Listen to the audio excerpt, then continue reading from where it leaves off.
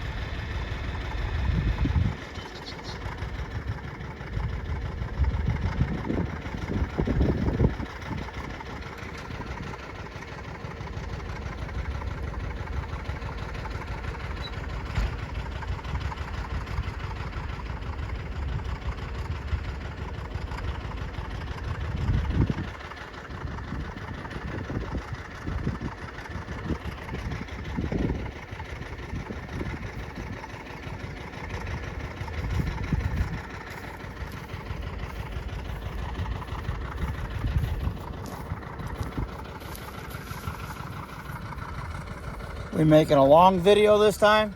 Mm-hmm. Okay, can do that. Mm-hmm. Okay, I'm gonna take this away from Lisa. Lisa's this pretty girl that's taking pictures. Oh, no, not today. I'm sorry, Lisa, but it takes two people here to do this, and I know that's why I don't make many videos. I'm doing this for the educational part of it and networking with friends and stuff across the country. But this is a crow's foot column mulcher, and these are spring teeth with new points and new bearings, and we work it down. Now this is the ridge here that I'm on. I want to plow all the ground, so I go down and I use that flag right there, and I picked the other one up at the other end at the road because I figured somebody'd steal it from the road. And so when I come back to plow, I drive over enough so I can plow the ground underneath of that, because you throw the ground over from the ridge. So then I come over. So this is why it's a little bit extra high. I use my wheels to drive over the top. The way it looks there, I need to get over a little bit more, but I want to plow a little bit more on the other side to do that. And I come. If you're going to go over ground, the most important thing, more so with a disc than anything, is that you need to disc in the same direction that you plowed.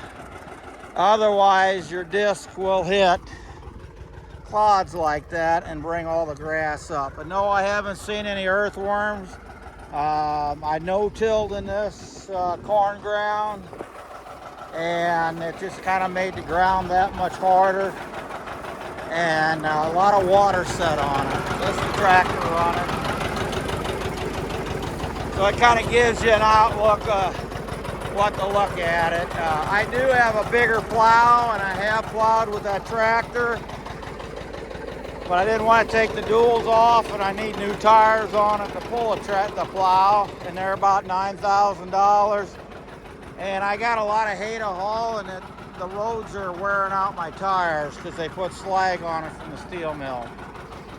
So this is that. I got a special attachment on here that I got from Tyler, the plow guy, and that's our draft control is hooked up right into this part here.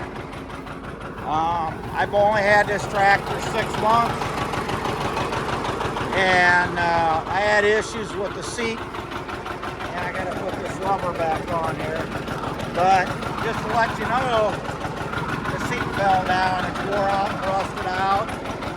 So I do have a new seat, new case. Probably that case and all the parts there is over $1,000 for that. I also ordered new flat top fenders for this tractor. There's a bunch of companies that make parts and good ones. The flat top is going to have 2 lights. It'll set up a little bit higher, give me a little bit more protection. Also, there'll be a handle in there. This farm can put this board here to get in, and actually it ain't a bad idea, but he's doing that, being on that part of it. So I have cleaned the settlement bowl out, bouncing around here on it. This is the settlement bowl. I'm getting all the sand. This tractor's never worked this hard probably in 30 years. The main thing about this tractor, I had a very good John Deere friend that, excuse me, I'm a real farmer, that he used to work on. He had 720 tractors. He had a whole collection of them. And when he worked at the John Deere dealership, he painted them up. And he actually painted them by paintbrush. And before the paint dried, he hit it with a spray can. And over the years now, that paint job was 40 years ago, but you can kind of see in certain spots that his paintbrush marks are showing up. So that's pretty good for 40 years I've known this tractor in the neighborhood. I'm very grateful that I can get it, but I do have a lot of work and little things to do on it. But it will pull a plow, and I'm enjoying it immensely. The big reason I like the 2-cylinder tractor is you can hear it, lung out and work. So I'm working this ground down. It'll be fine, packed down like I would sow alfalfa. And so that's basically what I'm doing on that part of it. So I'm going to give this camera back to Lisa. Lisa, is there any questions you'd like to ask me? Like, what am I doing or something like that? Why are you using 2 different tractors here? Well, that tractor is to work the ground down after I plowed, and it's got the duals on. Okay. And I'm using this old one because I want to. And I got a plow to do it. And that size plow in these smaller fields and stuff, I can adjust it and do so many more things to it. And actually, I'm literally turning the dirt over in there. So I hope I can recapture some of the fertilizer I've been putting on in the ground over the years. It's down there, and trying to get oxygen back here so I can get organic material and microbes to work. So we've basically been having a lot of flash. Our weather's been extreme. Extreme weather is a major problem. We start out in the spring, we get a lot of rains, and we might get a 5-inch rain in an hour and flood everything, and it stays wet, or it keeps raining, and you can't go out and plant. You can. Everybody's done this. They plant it in wet ground, and if it get enough rains behind it, they get away with it. If it don't, it turns dry. But we haven't had any rain, what, for 6 weeks? Oh no, it's more recent. More recent? Oh yes. When did we have the last rain? Oh gosh. It's not that long, but maybe a couple weeks. Couple weeks. Okay. Well, I know it's been at least 4 weeks because I've got... Yeah, for the heavy rain, it's been longer. Yeah, we've gotten... we did have a couple rains, but they was only 3/10 at a time. And actually, when we had that 3/10 rain, the next day I went out and plowed. And on different fields and stuff. So that's basically where I'm at. I did have... Rand Tool had their big antique plow and harvesting thing. It was a great time there. And I was plowing with the tractor and the front end fell off. You're kidding. No, I'm going to show you the pictures. You can put them or stationary. Okay. And that happened around 5 o'clock or 6 o'clock or 7 o'clock. I don't know. It was still light. But anyhow, I was trying to finish a small patch about like this before we went to the show.